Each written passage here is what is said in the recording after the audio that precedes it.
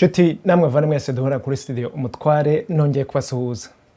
Ni jewe singira nk'abikorwa Freeman turi kuganira muri uyu mwanya. Nkaba ngira ngo mwese mbahe ikaze neza na kuri Studio Umutware kandi ngira ngo mbifurize amahoro y'Imana. Kuri mwebwe rero mukiza ku nshuro ya mbere ndagira ngo mbifurize kugira ikaze neza hano kuri Studio. Ndagira ngo kandi mabwire nti mwibwe kwiyandikisha. Mukande hano handitse ngo subscribe, share, follow, like ndetse n'inzogera hariya hasi. Kubera iki? Kugira ngo igihe nk'iki ngiki turangize kubategurira ibi biganiro cyangwa se turi kubaganiriza en direct cyangwa se live, muhite muza dusangire ijambo, muze duhuze ibi biganiro.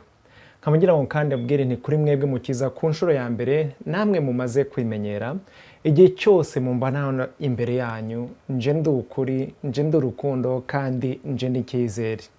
Nkaba ngira ngo ibi ngibi mubikoreshe nk'umunzani mupima ibyo tuganira, mupima amagambo dukoresha, mupima isesengura tubagezaho, mupime ibyo byose tuganirira hano. Ibyo mubona bihotamye mudukosore ku mugaragaro, muducyahe, ntabwo turabere kandi natwe dukora amakosa. Kandi ibyo mubona turi gukora neza turagira ngo tubasabe ngo mukomeze muduhe imbaraga, mudushyigikire kuko turabikeneye cyane. Kubw'ibyo rero nkaba ngira ngo dito tutangira iki kiganiro cyacu kubera ko mbona gishobora kuza kuba kirekire. Iki kiganiro ndagira ngo tuganire ku itangazo ryasohowe uyu munsi na Komisiyo y'Igihugu irwanya Jenoside. Iyi Komisiyo y'Igihugu ikaba yibasiye cyangwa se yavuze kuri iki kiganiro cyitwa Ribara Uwariraye. Iki kiganiro kimaze iminsi gihita kuri internet, ariko nkaba ndi kugira ngo tukivuge mu buryo buri serious. Rubyiruko, ahangaha komisiyo yakoresheje amagambo akomeye avuga ko ngo abahakanyi ba Jenoside yakorewe Abatutsi mu rugamba rwo kubeshya ko bacitse ku icumu rya Jenoside yakorewe Abatutsi no guhimba indi Jenoside itarabayeho. Ariko ku by'umwihariko bavuze bati kimwe mu bikorwa bihakana Jenoside yakorewe Abatutsi cyatambutse kuri izo mbuga ni ikiswe Ribara Uwariraye. Urubyiruko, ndagira ngo iki ngiki abe aricyo tuganiraho bihagije. Ribara Uwariraye, ayo magambo avuga iki? Nanjye narariraye, nawe nzi ko wariraye. Nta munyarwanda n'umwe udafite inkuru yakubarira. Kubw'ibyo rero Ribara Uwariraye.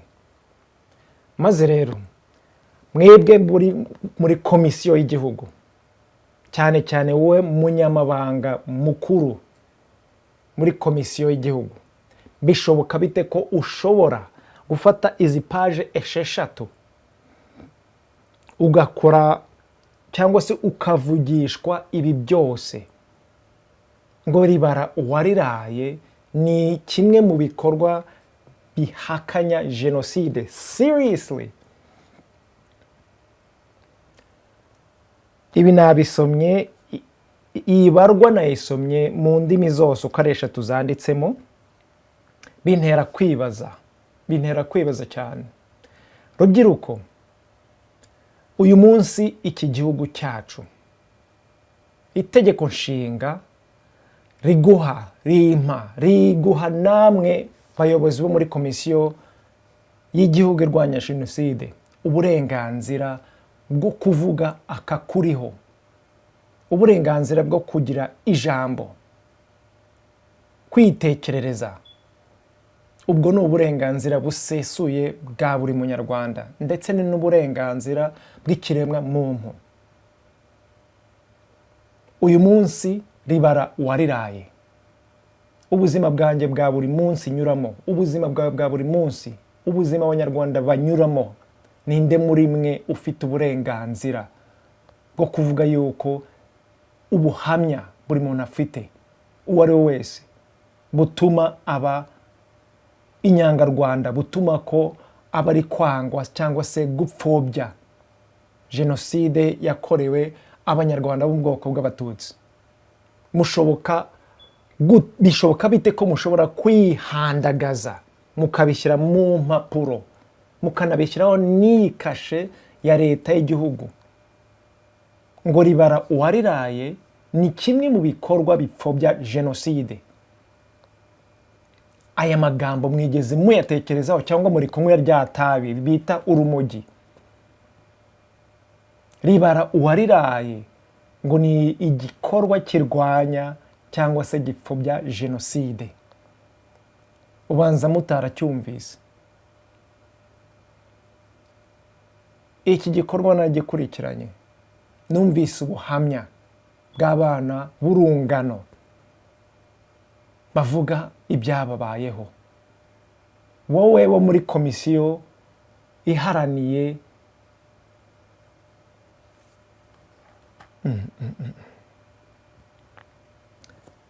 wowe muyobozi munyabanga mukuru wo muri komisiyo ishinzwe kurwanya jenoside, hari ubwo wigeze ufata umwanya ngo wumve iki kiganiro?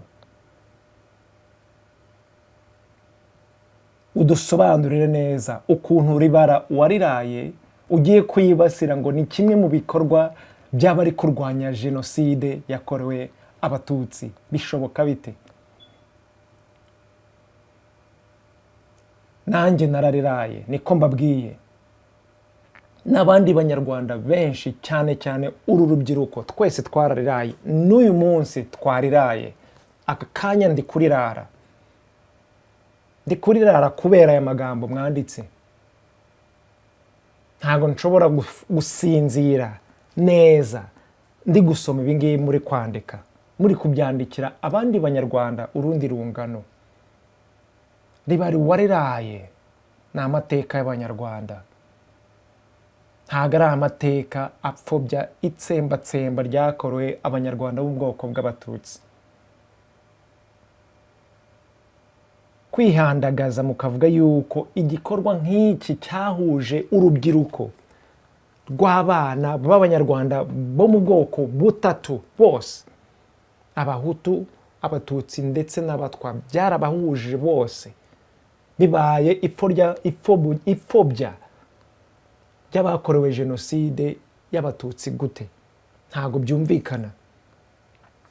So, rubyiruko rero ndagira ngo mwebwe mutari mwasoma ibingibi banditse muze kubisoma. Ngo abanyarwanda bishwe hagati y'umwaka w'1990 n'ibihumbi 2000. So kubona ribara uwariraye yarafashe igihe cy'imyaka 10 yo kwibuka abanyarwanda bapfuye kuva mu 1990 kugera mu 2000. Ngiryo ni ipfobya rya jenoside yakorewe abanyarwanda bo mu bwoko bw'abatutsi. Seriously?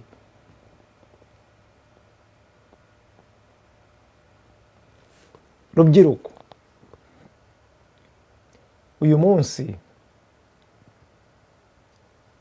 abanyarwanda bapfuye kuva ku itariki ya mbere z'ukwa 10 1990 kugera magingo aya ndi kubaganiriza. Ibara babyita, uko babivuga, amagambo yakoreshwa bavuga ko aba banyarwanda bapfuye, byaba ari jenoside, byaba ari yicwa, uko byanditswe uko ariko kose, ntibihindura yuko abanyarwanda barimbutse, abanyarwanda bapfuye. Dushobora kubyemera aho ngaho urubyiruko, namwe mukuze. Ribara uwariraye nk'ikiganiro kimwe nk'uko aka kanya ndi kugira ikiganiro. Nimba utemera cyangwa se utari y'amagambo ndi gukoresha, bingira ko ndi gupfobya jenoside yakorewe abanyarwanda bo mu bwoko bw'abatutsi. Muri guhomvwa. Ntago bishoboka, nta nubwo bizabashobokera kugira ngo mutuvaneho uburenganzira bwacu bwo kuvuga ibitekerezo biturimo. Ni itegeko nshinga ry'uburenganzira bwa buri mwene gihugu w'umunyarwanda namwe muri mwe, namwe ubwanyu murimo, akakuriho ukavuge, urabyemerewe.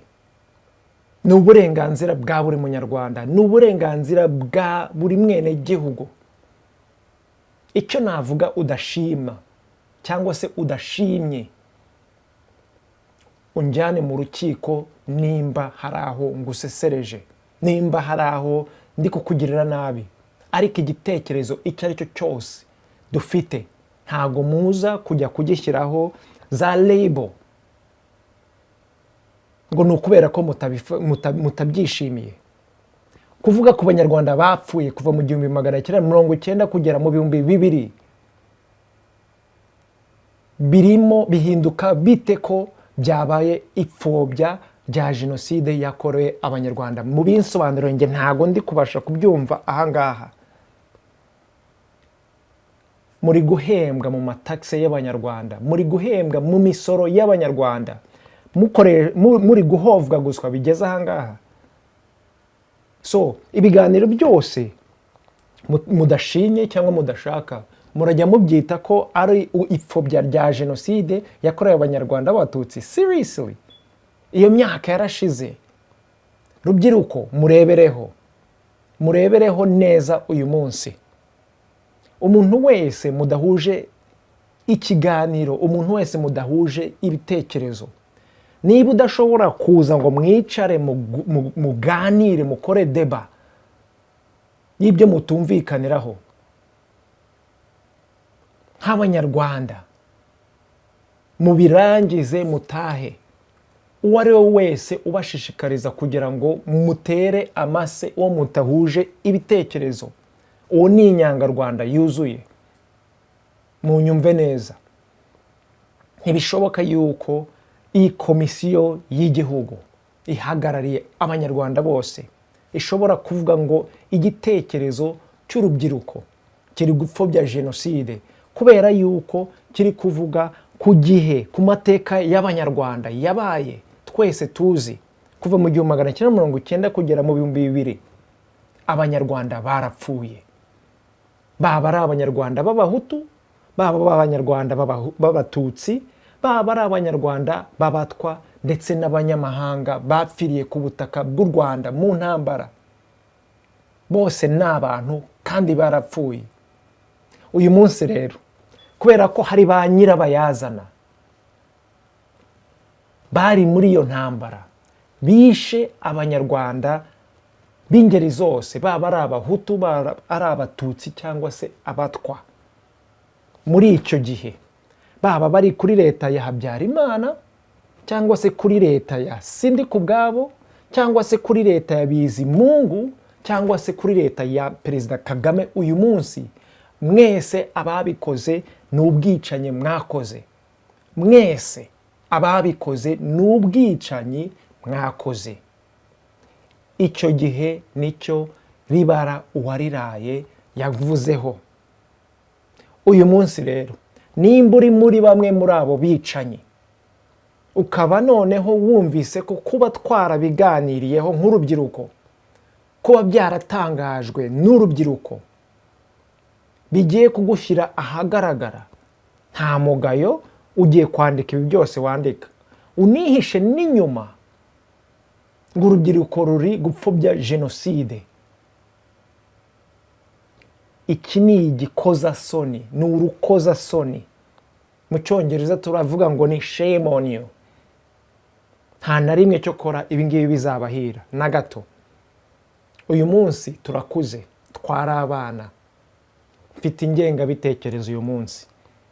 Ingengabitekerezo mfite n'ingengabitekerezo y'ukuri, y'urukundo n'icyizere. Nta na rimwe muzabona nicaye munsi y'igitanda ngo mbeshye, cyangwa se ngo ikintu kibi kiri kuba nkivugire munsi y'igitanda, nzakivugira ahagaragare imbere y'izi kamera. Wowe niwumva ngusesereje cyangwa se mfobeje jenoside, muze mubinshinje ahagaragara nk'uko nanjye ndi kubivugira ahagaragara. Ariko muve ku giti, dore umuntu. bari kumbwira ngo dufate break kuri mwebwe mukiza ku nshuro ya mbere no kuri Studio Umutware. Ndagira ngo mbahe ikaze neza kandi mabwire ntimwibuke kwiyandikisha mukanda hasi yanditse subscribe, share, follow ndetse ni kuri inzogera kugira ngo dukomeze duhuze ibiganiro. Ntimugeraho mujya, reka dufate ka break gatoya twongere tuganire kuri iyi barwa y'urukozasoni niko nge nayita, yanditswe n'abayobozi bo muri iyi komisiyo igamije kurwanya jenoside. Ibi ntabwo bishoboka, ibi ntibishoboka na gatoya. Turaje nawe mu kanya, ni jyewe Singira nk'abikorwa Freeman hano kuri Studio Umutware. Turasubira.